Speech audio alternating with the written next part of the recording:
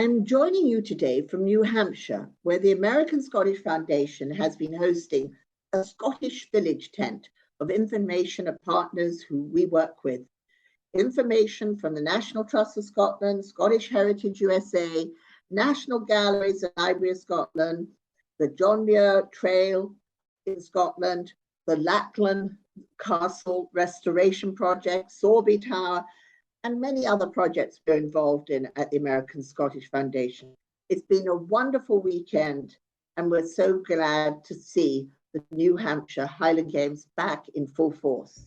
Today, the American Scottish Foundation is very honoured to be in conversation with Charles Lord Bruce, eldest son of the heir to Andrew Bruce, 11th Earl of Elgin and 37th Chief of the name of Bruce.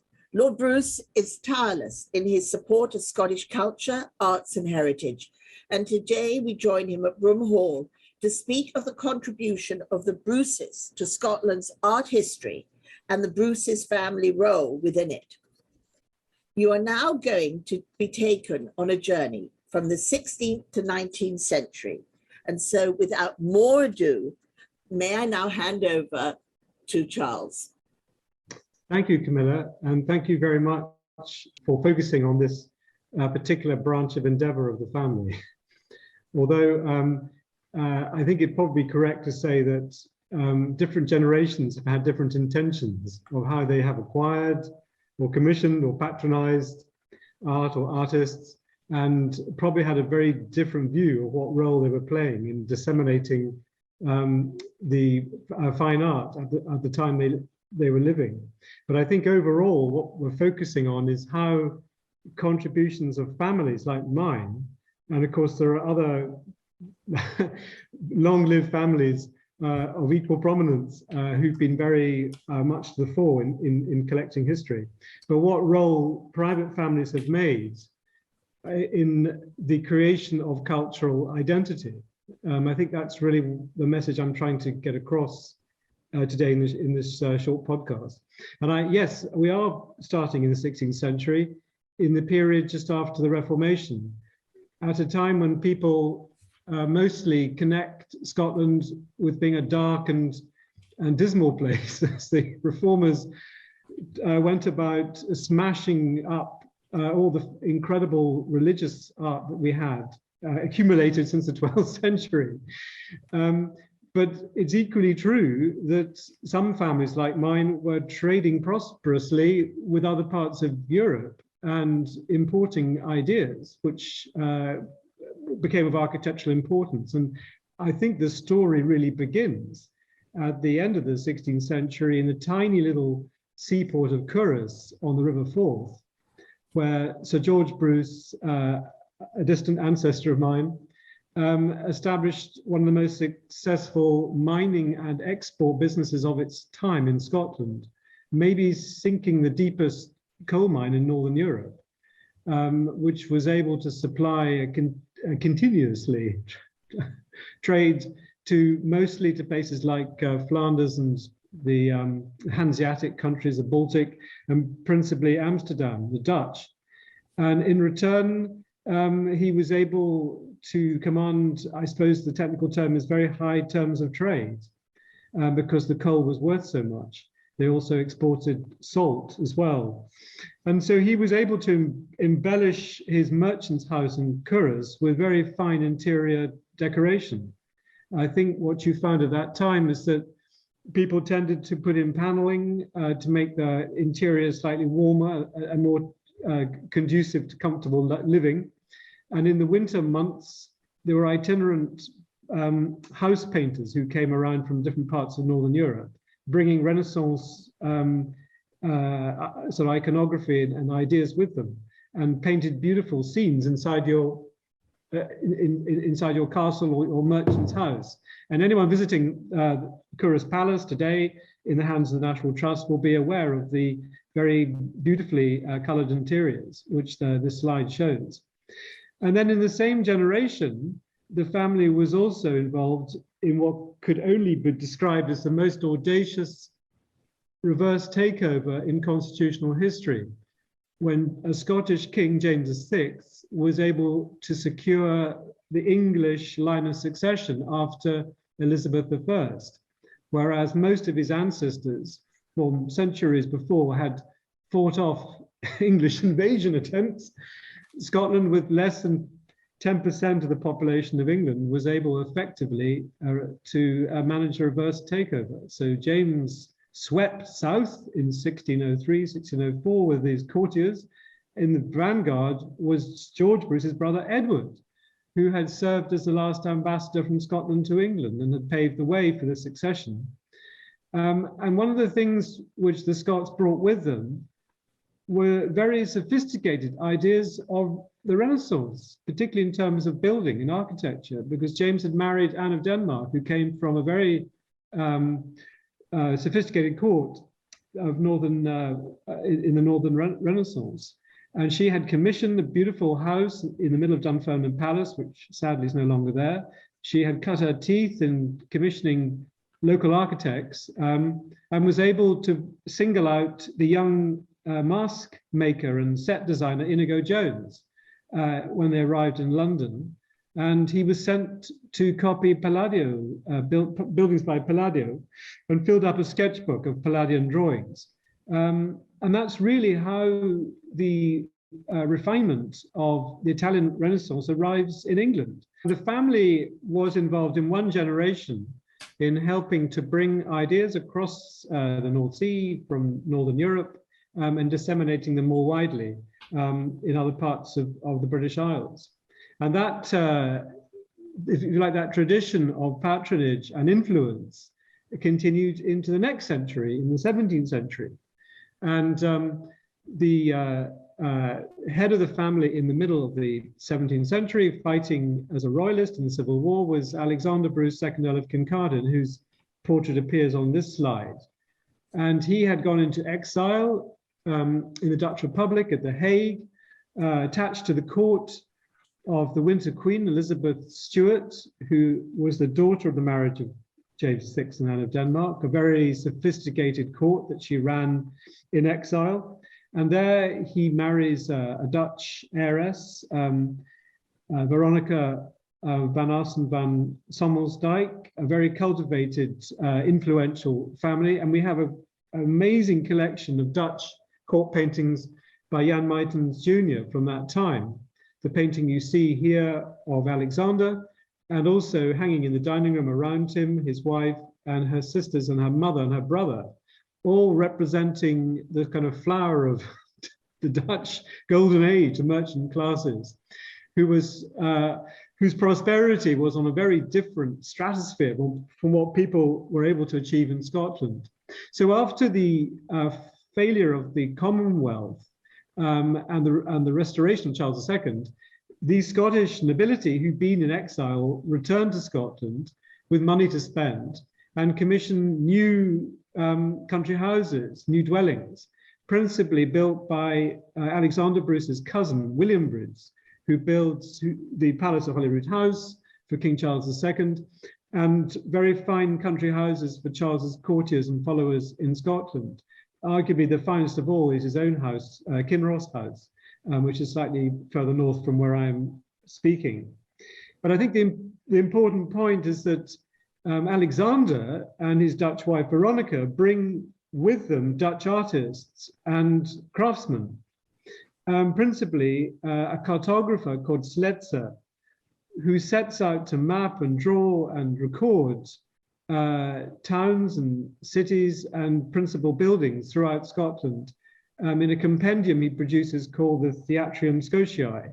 And I think that's really the first statement, if you like, of good taste that's emerging from Scotland, trying to catch up with other parts of Europe that these Scots emigres would have visited, would have stayed in nice places, and would have wanted to have matched the level of sophistication they found in other European countries, which they were perfectly capable of doing. We had some of the finest stonemasons anywhere in Europe, but we probably had to import joiners and plaster workers. And because there was so much work to go around, many of them stayed here and settled, and descendants are still living in Scotland.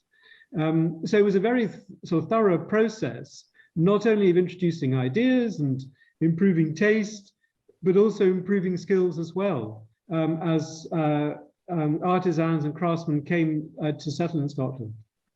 And also through our project, The Scots Who Built New York, we've seen the huge contribution of Scotland's engineers and masons, as you speak of, to all that happened over here in the United States from the 1700s on.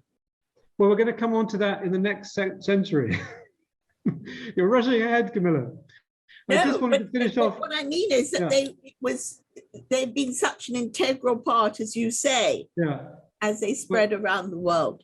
There was just one other image I wanted to point out, and that's this Letzer drawing of the house where I live at Curras, which shows this magnificent palace as if standing on the Rhine, or like the Villa d'Este, with the gardens tumbling down below. It just gives a very good indication of how people wanted their homes to be portrayed.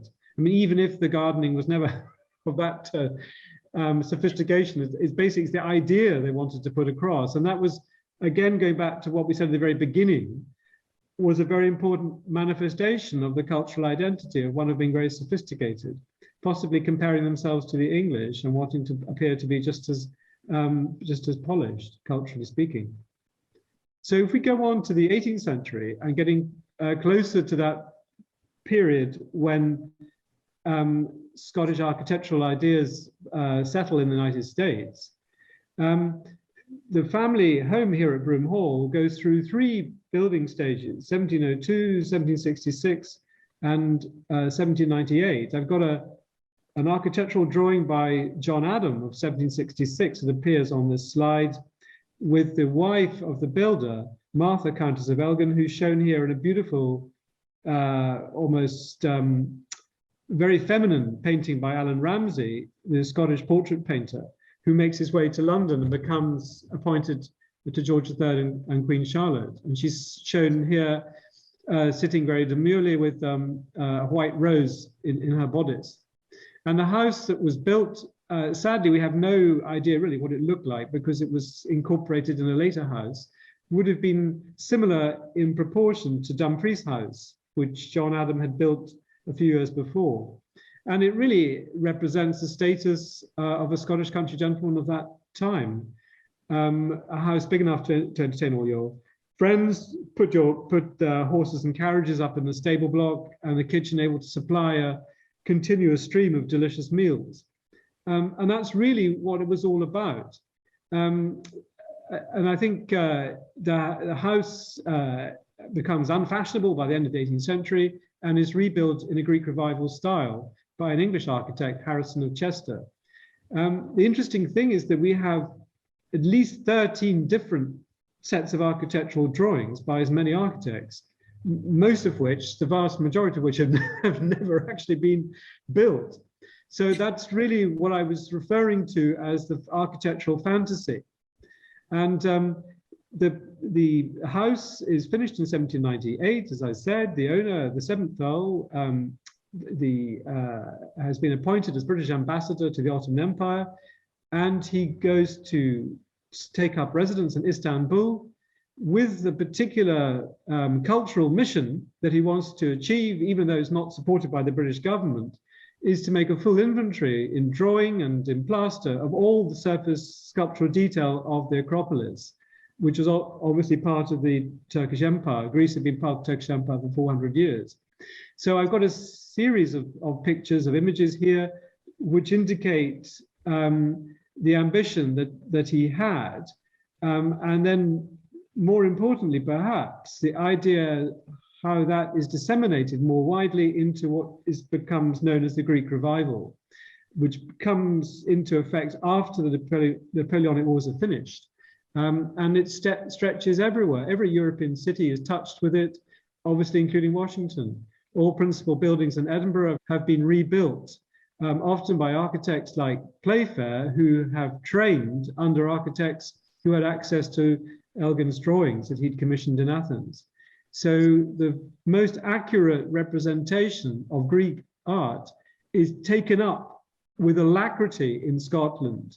For example, the monument to Robert Burns on the edge of Calton Hill, just on London Road, in full view of visitors coming up to Edinburgh from the south, is based on the Chiragic temple of Lysicrates, which would have been in a very prominent position in Athens, recording the status of the most important writers and literary figures in Athenian society. So the Scots chose that idiom, if you like, to represent what they thought of Robert Burns in retrospect. And the monument was paid for by emigre Scots, mostly living in India, in Bombay, I think. And the Royal High School was built again with plans from buildings on the Acropolis, the National Gallery, the Royal Academy, all the principal buildings, public buildings and buildings for organizations like the Physicians and Surgeons were all built in the most polished and accomplished Greek revival style, thus earning Edinburgh the nickname of Athens of the North. So I just wanted to kind of feed those ideas in, that the family had a very important part to play in ensuring those ideas had some currency. The seventh Earl also collected paintings, old masters in Paris when he was released from prison by Napoleon in 1806. The room where I'm sitting displays most of those paintings. He also collected furniture, and there's an image here of the finest French furniture. And he was showered with gifts by the Sultan Selim III. There's a most beautiful embroidered saddle cover, which is also shown in this image, which would have been given him as ambassador. So the house still has quite a good representation of the very contemporary art and decorative arts that he was collecting at that time. So that takes us on into the 19th century. And there the story begins to change quite radically, because owing to the huge costs of making the collection of the Parthenon sculptures, for which he was only reimbursed, I think, for half of his outlay, the subsequent generations following the seventh Earl, who died in 1841, found it very difficult to live here as gentlemen of leisure, and had to actually go out and work and earn a living. So the eighth Earl serves for over 20 years as a minister plenipotentiary all over the world, the Governor General of Canada, negotiating the first North American Free Trade Treaty. So we have an incredible collection still of Canadian memorabilia of that time, although we've given a lot of it to the Museum of Mankind in Ottawa and the Canadian Library and Archives. But I've got a few images here, possibly showing the first ever use of the maple leaf as a symbol of Canada, particularly of Canadian unity between the French and English-speaking components of the population, on a trowel, which was used to lay the foundation stone of the world's longest bridge in Montreal, and I think in 1854, which went on right across Canada by the end of the 1870s, forming the Trans-Canadian Railway line. But this is the actual first stage, if you like. And having negotiated this treaty in the same year in Washington, he was then singled out as an expert in negotiating free trade treaties, something which the British wanted the world to adopt, as we had demonstrated 3 years before at Crystal Palace in London, with 100,000 objects displayed for public edification, that trade would benefit everyone. Living standards would rise everywhere as people were able to improve their lives. And that was very much the message that he was taking to China in 1858, trying to bring to an end the Opium Wars. There's a picture here of him signing the trade treaty in Tianjin, painted by a British naval officer. He then went on to, and there's a wonderful book of photographs we have from a little bit later by the Scottish photographer John Thompson, who travels all over China, taking these incredible images. And then the eighth Earl goes on to Japan. And this is really where my story ends, because it's an incredible two-way process with Scotland, having opened up trade with Japan in 1858. There's a picture here of him signing the treaty with the Japanese commissioners in Edo, in Tokyo. Over the next 50 years, Scotland provides engineers and engineering solutions, over 1,000 locomotives. At least half the Japanese fleet at the Battle of Tsushima in 1905 were built either on Clydebank or Tyneside.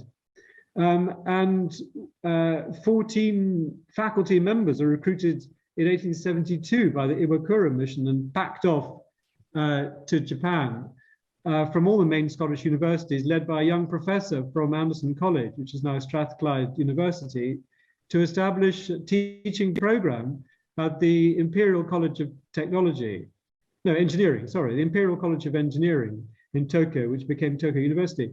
So the Scottish influence on the Meiji Restoration in Japan was quite incredible. All the leading statesmen had either been through this university or sent their children to it.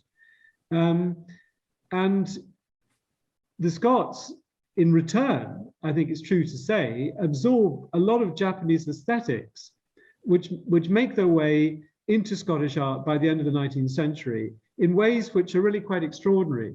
E.A. Hornell and Henry, who return with their canvases and have exhibitions and give lectures, but also artists like Whistler exhibit in Glasgow, very much influenced by Japanese style. Whistler's painting of the Scottish historian Thomas Carlyle was acquired by Glasgow City Corporation and was an extraordinarily important influence on young artists at that time who would come out from the art school.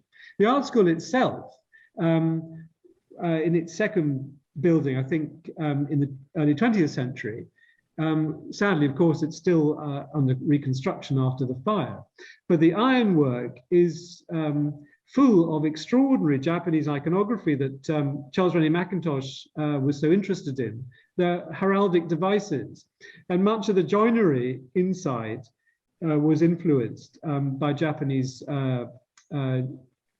traditional joinery design.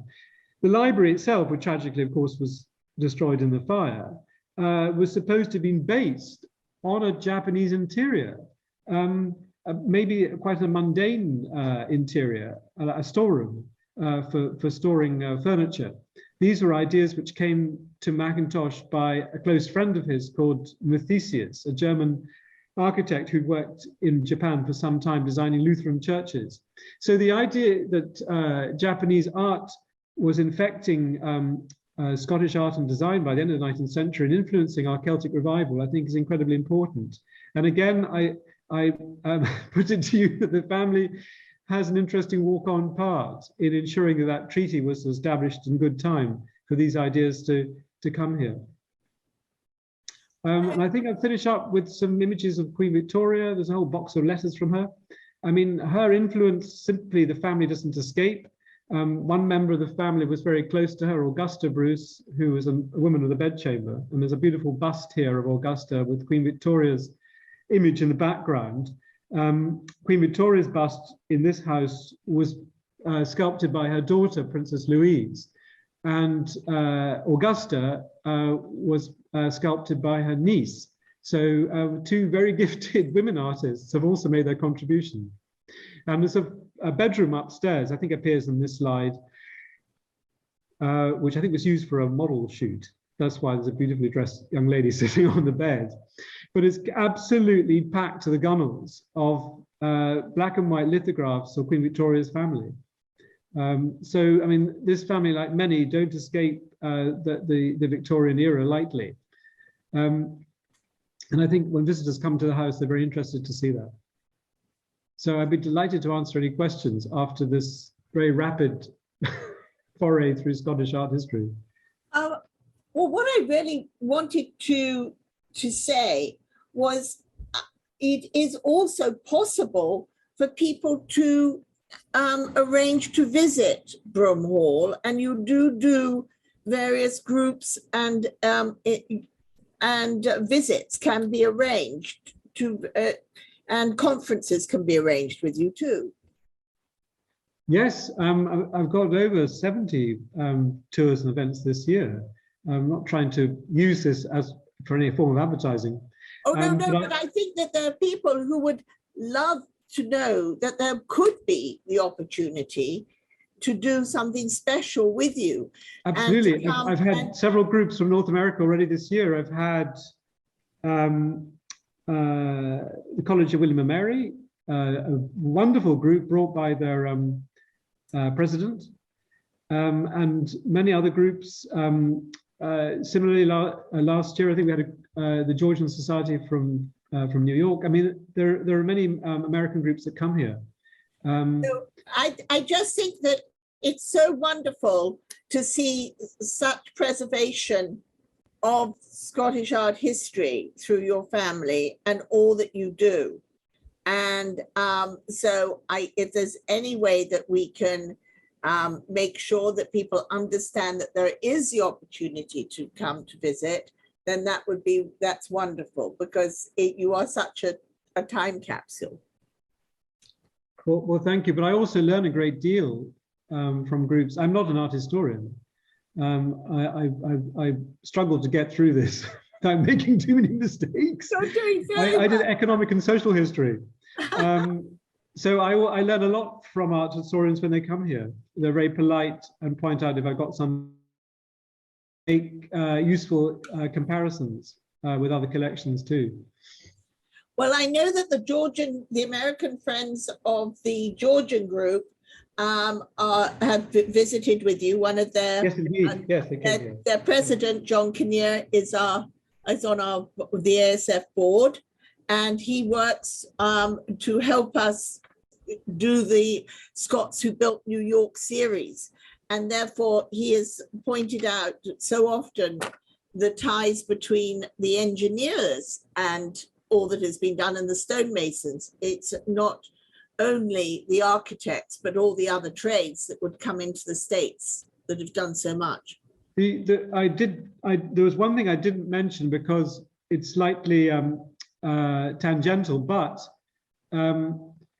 the building of the White House, the executive mansion, was entrusted to a Scottish clerk of works, a guy called Williamson, who did recruit masons from Edinburgh. Whether he couldn't find the right quality in North America, or whether he knew he could get it in Edinburgh, I'm not exactly sure, but certainly they did cross the Atlantic bearing with them the essential building materials, particularly the lime they used for making the mortar, and that came from our lime kilns on the estate. So we did have a more material contribution to make in that sense to building arguably your most important house in North America, in the United States. And they went over a few years ago to do the restoration of the stonework too. Yeah, Historic Environment Scotland has helped to train National Park Service, who look after the White House, and also the training centre we set up on the estate in 1994 has been visited, has provided residential training courses for the National Park Service over the years. So we keep that link going. So, Charles, thank you so much for joining us today and taking the time to give us this record, as well as everything else, of the huge historical impact your family has had and influence that Scotland has had on art. And I look forward to seeing you shortly in New York, I hope, as we present you with the Wallace Award later this year, and to many visits in the near future. Thank you very much, Camilla. I've really enjoyed participating in this program. Thank you. Thank you for joining us today for this week's edition of The Scots in Us.